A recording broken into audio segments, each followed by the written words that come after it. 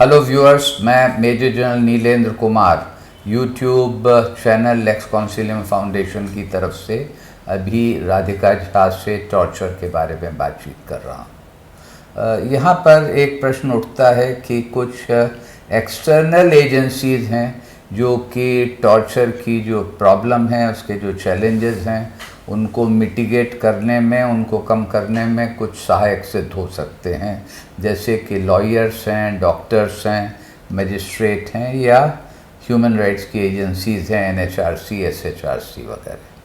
तो इसके बारे में आपका कॉमन कॉज का और आपका अपना क्या व्यक्तिगत अनुभव है कि ये एजेंसीज़ कितनी सहायक हैं, कितनी यूज़फुल हैं टॉर्चर के मामलों में?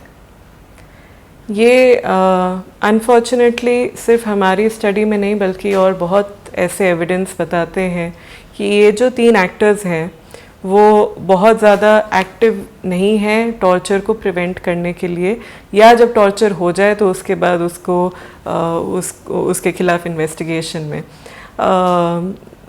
ये आपने बिल्कुल सही बोला कि ये 3 और एक्टर्स हैं पुलिस के बाहर जी, जो टॉर्चर प्रिवेंट करने में जो सिस्टमिकली, मतलब हमारे लॉ ने ऐसा बनाया कि उनका एक रोल बहुत महत्वपूर्ण है पुलिस के साथ डील करने में अक्यूज्ड के लिए।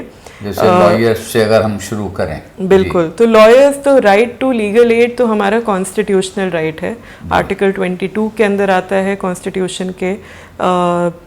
जो सेक्शन 38 है भारतीय न्याय सुरक्षा संहिता का, उसमें भी राइट टू लीगल एड दिया हुआ है। और केस लॉज जो सुप्रीम कोर्ट के जजमेंट्स हैं वो बोलते हैं कि पुलिस की ड्यूटी है कि वो आपको बताएं कि आपके पास फ्री लीगल एड है और अगर आप उन तक कैसे पहुंच सकते हैं, कि अगर आप अक्यूज्ड हैं तो आप किस तरह से फ्री लीगल एड एक्सेस कर सकते हैं।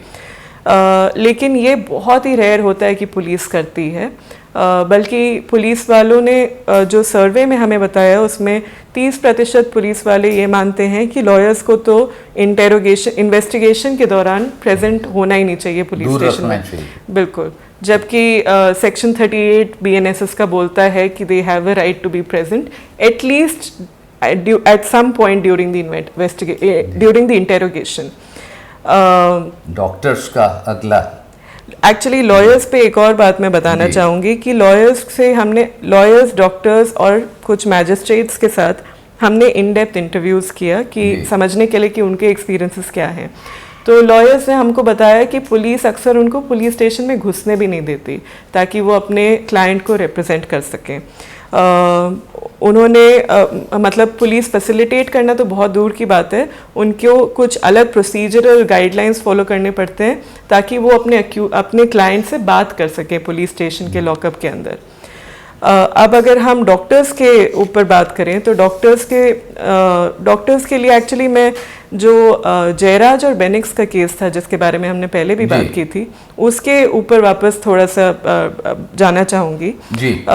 उसमें एक गवर्नमेंट डॉक्टर ने मेडिकल फिटनेस सर्टिफिकेट दिया था दोनों जयराज और बेनिक्स को कि वो बिल्कुल ठीक हैं और उनको जेल में ले जाया जा सकता है। और ये इसीलिए हुआ था क्योंकि हमने अपने जो इंटरव्यूज़ हैं उसमें ये पाया कि डॉक्टर्स बहुत कॉमनली सिर्फ वही वर्जन लेते हैं जो कि पुलिस उनको देती है। वो कभी भी अपना फिजिकल चेकअप, अपना मेडिकल चेकअप इंडिपेंडेंटली नहीं करती। बहुत कम केसेस में ऐसा होता होगा कि वो करती है। और एक तरह का नेक्सस है जो डॉक्टर्स और पुलिस और लॉयर्स और इवन मैजिस्ट्रेट के बीच में चलता है, जो कि जिसकी वजह से ये चीज़ें बहुत आम, मतलब रूटीन तरह से देखी जाती हैं। अगला है NHRC and state human rights commission. उससे पहले अगर हम मैजिस्ट्रेट्स के रोल पे थोड़ा बात करें तो हमने अपने इंटरव्यूज़ में ये भी देखा कि मैजिस्ट्रेट का बहुत ही महत्वपूर्ण रोल है टॉर्चर प्रिवेंट करने में। अगर इन तीनों एक्टर्स को हम कंपेयर करें तो शायद सबसे इम्पोर्टेंट रोल मैजिस्ट्रेट का है, क्योंकि 24 घंटे के अंदर पुलिस को ले जाना होता है अक्यूज्ड को मैजिस्ट्रेट के सामने हर एक केस में। और मैजिस्ट्रेट को उनको सामने से देखना होता है, उनसे बात करनी होती है और फिर डिसाइड करना होता है कि उनको पुलिस लॉकअप में भेजे या जुडिशियल रिमांड में भेजे या उनको बेल दे दिया जाए। लेकिन हमारे इंटरव्यूईज जो थे, जो मैजिस्ट्रेट लॉयर्स, उन लोगों ने खुद बताया कि बहुत रेयर ऐसा होता है कि मैजिस्ट्रेट्स बात करते हैं अरेस्टेड जो अक्यूज्ड हैं उनके साथ में। वो एक लॉयर ने बोला कि वो साइलेंट स्पेक्टेटर्स होते हैं, जो कुछ भी रिकॉर्ड नहीं करते, कुछ भी उनसे पूछते नहीं और कोई भी जानकारी नहीं लेते कि ये केस क्यों हुआ और इस व्यक्ति को क्यों अरेस्ट किया गया है। बहुत ही चिंता की बात है कि मैजिस्ट्रेट जिनका अहम भूमिका है लेकिन वो अपना काम कर नहीं रहे हैं। जयराज और बेनिक्स के केस में फिर से अगर मैं उस एग्जाम्पल पे जाऊं तो जो उस केस में जो मैजिस्ट्रेट थे, उन्होंने उनके पास जब पुलिस लेके आई दोनों को, तो उन्होंने सिर्फ अपना बालकनी से उनको इशारा किया कि इनको ले जाओ। ना उनको देखा, ना उनसे बात की, ना उनकी कंडीशन देखी, क्योंकि उनको बहुत ही बुरी तरह से मारा पीटा गया था, इस तरह से कि उनको 6 बार अपनी लुंगी बदलनी पड़ी because of the bleeding through the रेक्टम्स। लेकिन मैजिस्ट्रेट या डॉक्टर किसी ने भी ये चीज़ देखी नहीं। जी धन्यवाद। हमारी ये बातचीत चलती रहेगी, बने रहिए।